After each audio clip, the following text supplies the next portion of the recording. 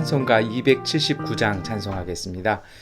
인내하신 곳에 주여 내가 비오니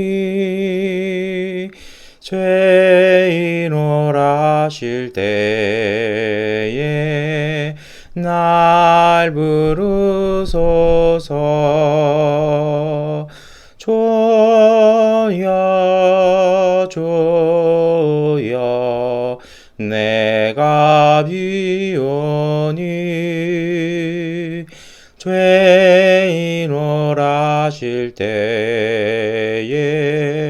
날 부르소서. 자비하신 보좌 앞에 엎드려 자복하고 회개하니 믿음 주소서. 주여 주여 내가 비오니 죄인오라실 때에 날 부르소서. 주의 공로 의지하여 주께 가오니 상한 마음을 고치시고 구원하소서. 주여 주여 내가 비오니 죄인오라실 때에 날 부르소서. 만복 근원 우리 주여 위로하소서. 우리 주와 같으시니 어디 있을까. 주여 주여 내가 비오니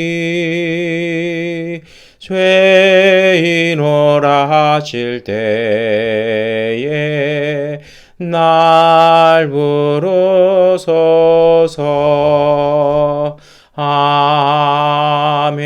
아멘.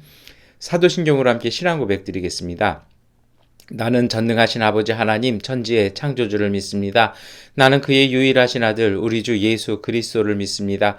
그는 성령으로 잉태되어 동정녀 마리아에게서 나시고 본디오 빌라도에게 고난을 받아 십자가에 못 박혀 죽으시고 장사된 지 사흘 만에 죽은 자 가운데서 다시 살아나셨으며 하늘에 오르시어 전능하신 아버지 하나님 우편에 앉아 계시다가 거기로부터 살아있는 자와 죽은 자를 심판하러 오십니다. 나는 성령을 믿으며 거룩한 공교회와 성도의 교제와 죄를 용서받는 것과 몸의 부활과 영생을 믿습니다. 아멘. 찬송가 428장 찬송 드리겠습니다. 내 영혼에 햇빛 비치니 주 영광 찬란해. 이 세상 어떤 빛보다 이 빛 더 빛나네. 주의 영광 빛난 광채 내게 비춰 주시옵소서. 그 밝은 얼굴 배울 때 나의 영혼 기쁘다. 내 영혼에 노래 있으니 주 찬양합니다. 주 귀를 기울이시사 다 듣고 계시네. 주 주의 영광 빛난 광채 내게 비춰 주시옵소서. 그 밝은 얼굴 배울 때 나의 영혼 기쁘다. 내 영혼 내 봄날 되어서 주와 함께 하실 때 그 평화 내게 깃들고 존의 꽃 피네. 주의 영광 빛난 광채 내게 비춰 주시옵소서. 그 밝은 얼굴 배울 때 나의 영혼 기쁘다. 내 영혼에 희락이 있고 큰 소망 넘치네. 주 예수 복을 주시고 또 내려주시네. 주의 영광 빛난 광채 내게 비춰 주시옵소서. 그 밝은 얼굴 배울 때 나의 영혼 기쁘다. 아멘. 마가복음 2장 1절부터 12절까지의 말씀을 세 번 역번으로 함께 읽겠습니다. 며칠이 지나서 예수께서 다시 가버나움으로 들어가셨다. 예수가 집에 계신다는 말이 퍼지니 많은 사람이 모여들어서 마침내 문 앞조차도 들러설 저리가 없었다. 예수께서 그들에게 말씀을 전하셨다. 그때 한 중풍병 환자를 4사람이 데리고 왔다. 무리 때문에 예수께로 데리고 갈 수 없어서 예수가 계신 곳 위에 지붕을 걷어내고 구멍을 뚫어서 중풍병 환자가 누워있는 자리를 달아내렸다. 예수께서는 그들의 믿음을 보시고 중풍병 환자에게 이 사람아 내 죄가 용서받았다 하고 말씀하셨다. 율법학자 몇이 거기에 앉아있다가 마음속으로 의아하게 생각하기를 이 사람이 어찌하여 이런 말을 한단 말이냐. 하나님을 모독하는구나. 하나님 한 분밖에 누가 죄를 용서할 수 있는가 하였다. 예수께서 그들이 속으로 이렇게 생각하는 것을 곧바로 마음으로 알아채시고 그들에게 말씀하셨다. 어찌하여 너희는 마음속에 그런 생각을 품고 있느냐. 중풍병 환자에게 내 죄가 용서받았다 하고 말하는 것과 일어나서 내 자리를 걷어서 걸어가거라 하고 말하는 것 가운데서 어느 쪽이 더 말하기가 쉬우냐. 그러나 인자가 땅에서 죄를 용서하는 권세를 가지고 있음을 너희에게 알려주겠다. 예수께서 중풍병 환자에게 말씀하셨다. 내가 네게 말한다. 일어나서 내 자리를 걷어서 집으로 가거라. 그러자 중풍병 환자가 일어나 곧바로 보는 사람들이 보는 앞에서 자리를 걷어서 나갔다. 사람들은 모두 크게 놀라서 하나님을 찬양하고 우리는 이런 일을 전혀 본 적이 없다 하고 말하였다. 아멘. 네, 여러분 마가복음 2장 1절부터 12절까지의 말씀 이렇게 함께 읽었습니다. 저는 이 말씀 묵상하면서 제가 신학대학 다닐 때 일이 좀 이렇게 생각이 났습니다. 그때 이제 제가 제일 친했던 동기 한 명이 지금은 중국 선교사가 있다가 얼마 전에 이제 한국에 와서 한국에서 목회를 하는데요. 이 친구하고 제일 친했는데 이 친구랑 이렇게 방학 때가 되면 항상 기도원을 같이 가려고 몇 번을 시도했습니다. 그런데 한 번도 그렇게 성공을 한 적은 없어요. 왜냐하면 가긴 갑니다. 한 번은 이제 추석 명절 때 이제 그 강화도에 있는 기도원에 가서 조용히 기도하겠다 갔더니 강화도 기도원이 시설 보수 공사한다고 문을 닫았어요. 그래서 그 다음에는요, 이번에는 오살리 금식 기도원을 이렇게 갔습니다. 근데 그때가 또 이제 무슨 시즌이어가지고 자리가 없어서 이렇게 텐트를 빌려가지고 이렇게 텐트를 쳐놓고 이제 기도원에 이렇게 있었는데요. 어디를 좀 잠깐 갔다 오니까 어떤 뭐 아저씨들이 저희 텐트에 이렇게 있어요. 그래서 무슨 일인가 하고 이렇게 있다가 같이 갔던 친구 둘이 같이 인질이 되어 있었고 저도 덩달아 인질이 돼 있었어요. 근데 이 친구들이 제가 이렇게 오는 걸 보더니 빨리 가라고 이렇게 손짓을 하는 거를 저는 빨리 오라고 하는 걸로 보고 들어갔다가 이제 인질이 되었어요. 이 아저씨들이 좀 이렇게 흉기도 꺼내 놓으시고 위협하고 협박하고 막 이러는 상태가 됐는데요. 이게 왜 이런 일이 일어났나 이렇게 들어가서 봤더니 이렇게 됩니다. 이제 그 주범인 분이, 이분이 이제 전과도 있으시고 술을 너무 줘서 술만 먹으면 이제 주치폭력이 심한 거죠. 근데 이제 부인 되시는 분은 믿음이 좋으셔서 남편을 설득하셔서 오살리 기도원 가서 7일 금식하면 그 술 끊을 수 있다고 하니까 이제 가서 은혜를 받아라 해가지고 잘 설득하셔서 이분이 오셔서 정말 7일을 금식하고 기도하신 거예요. 근데 7일 금식하고 기도 딱 끝났는데 술 생각이 너무 간절해가지고 화가 나서 술 한잔 하시고 있다가 이제 마침 눈에 띄는 게 제 친구들이어가지고 가가지고 막 항의를 했다라는 겁니다. 뭐라고 항의하셨냐면, 아니 7일을 금식했는데 왜 술이 안 끊어지냐고요. 그러니까 애꿎은 제 친구들이 그렇게 얘기를 했대요. 그거 하나님 탓이 아니라 아저씨 탓 아닙니까? 이만했다가 이분들이 화가 나셔가지고 하나님 나오라고 이제 협박하면서 졸지에 저희는 인질이 되고 또 이제 뭐 기도원 직원들 출동하고 경찰이 나오고 뭐 이러는 사태가 벌어졌습니다. 그래서 몇 시간 이렇게 인질이 돼가지고 제가 한 인질이 돼본 건 한 3번 돼봤는데요. 그게 아마 처음이었던 것 같아요. 근데 이렇게 있는데 이분 하는 얘기를 들으면서 이제 무서워서 차마 말은 못하고요. 속으로 드는 생각이 있었어요. 뭐냐면 그분의 이야기, 7일간의 금식하면서 있었던 모든 이야기, 그러니까 이분은 사실은 자기 이야기를 들어달라는 것 같았어요. 그래서 저희도 그냥 아무 말 없이 그분 이야기를 들어줄 수밖에 없었죠.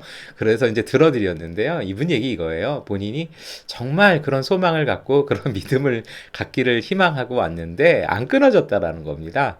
그래서 이제 몇 가지 이제 조용히 제가 질문을 드리니까 제 친구들은 입도 뻥끗하지 말라고 막 난리를 치고요. 근데 제 그분의 대답하는 이야기를 들으면서 제가 딱 드는 생각은 이분이 7일을 금식하시면서 7일 술에 대한 목마름만 지니고 계신 거예요. 그러니까 이게 금식을 한 게 아니라 단식을 하신 거죠. 그리고 또 몸이 힘들고 이러니까 또 얼마나 생각나시겠어요. 그러니까 사실은 그 금식 기도의 능력이 부정되는 게 아니라 제가 보기에는 잘못하신 것 같아요. 뭐냐면 술을 끊기로 마음을 결심하시고 그렇게 기도하셨어야 되는데 그냥 금식 굶으면 끊어지는 줄만 아시는 것 같아요. 물론 이렇게 금주할 때 이렇게 오랫동안 뭘 끊어놓기도 하잖아요. 그런데 이제 오히려 금주 클리닉 이런 데 가보면 맛있는 거 많이 먹이거든요. 근데 아무것도 못 먹으면서 하니 얼마나 생각이 나셨을까요?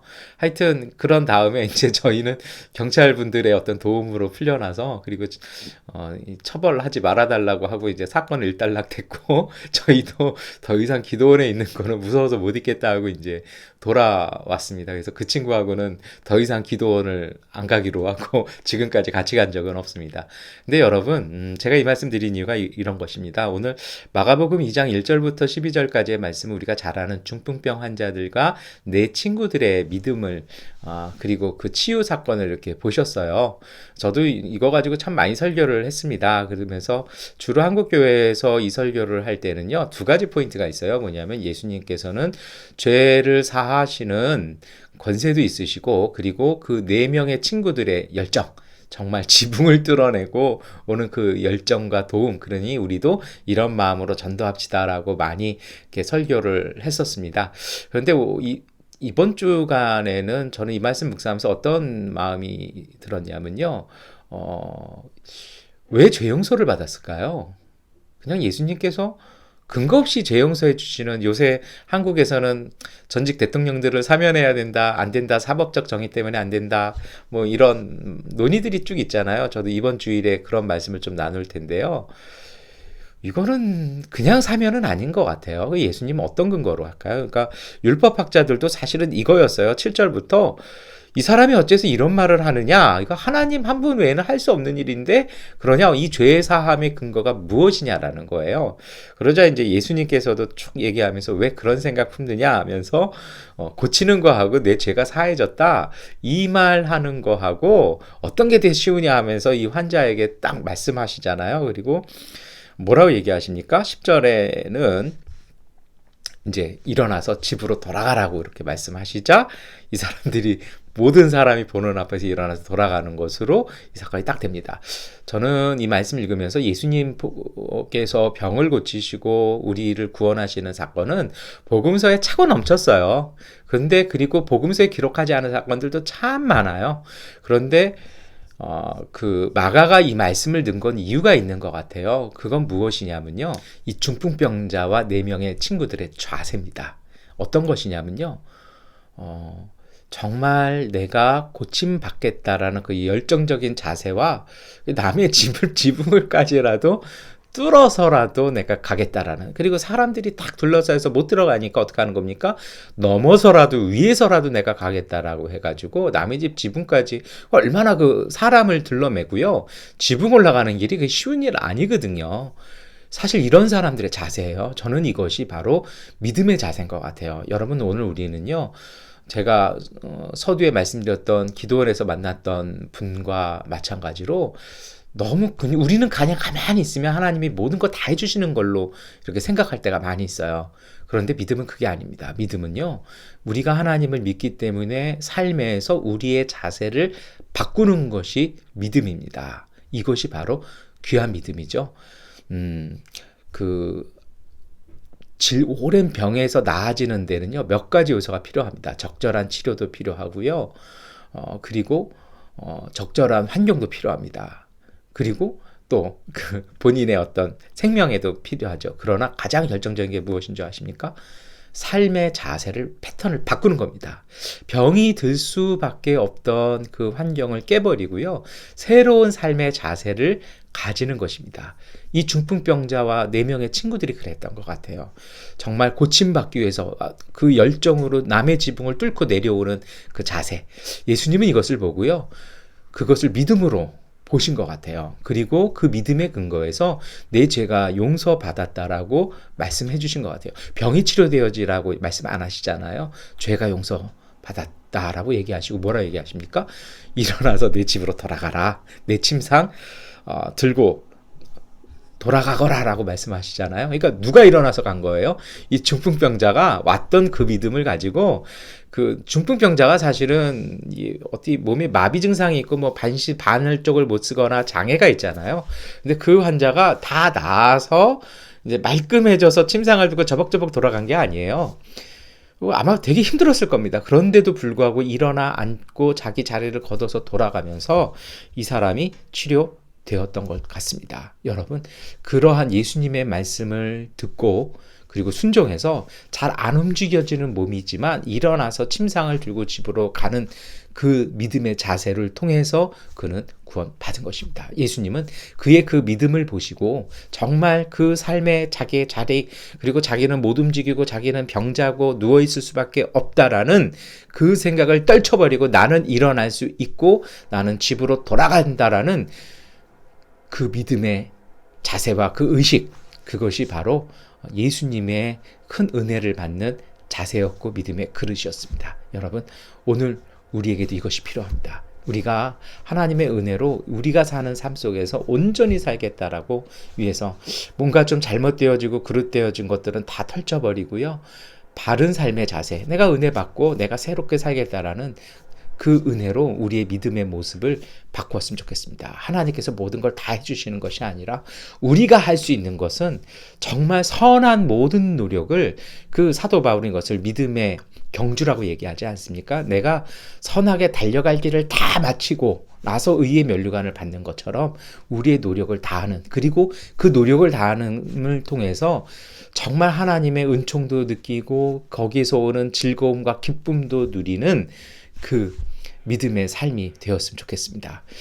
제가 그분에게 마지막 경찰차 타시는 그분에게 해드렸던 얘기가 있었어요. 술을 마음에 품고 기도하시면 그건 술이 아니라 술 생각하시는 거고요.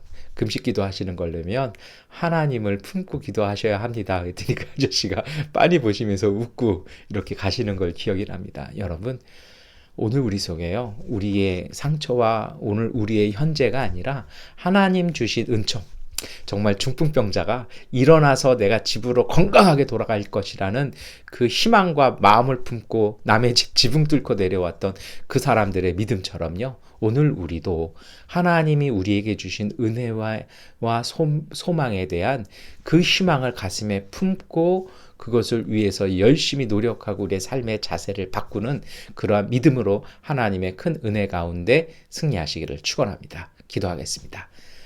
전능하신 아버지 하나님, 오늘 우리의 마음속에 성령께서 오셔서 우리에게 부족한 것들을 깨닫게 하시고 하나님 깨끗하게 정결하게 하시고 하나님 주신 희망에 합당한 믿음으로 우리의 삶을 열심히 살아가는 적극적인 헌신의 자세, 믿음의 자세를 허락하여 주옵소서. 우리의 그러한 그릇 가운데 가득 채우시는 주님의 은총을 사모하며 하나님, 우리가 땀 흘리고 노력할 때에 기쁨을 느끼게 하시고 보람도 느끼게 하시고 그 기쁨과 보람을 주시는 주의 성령이 주시는 은총을 삶의 열매로 맺어내는 우리 교회 가족들 되게 하여 주옵소서. 예수 그리스도의 이름으로 기도드립니다. 아멘. 하나님께 기도하는 시간 갖도록 하겠습니다.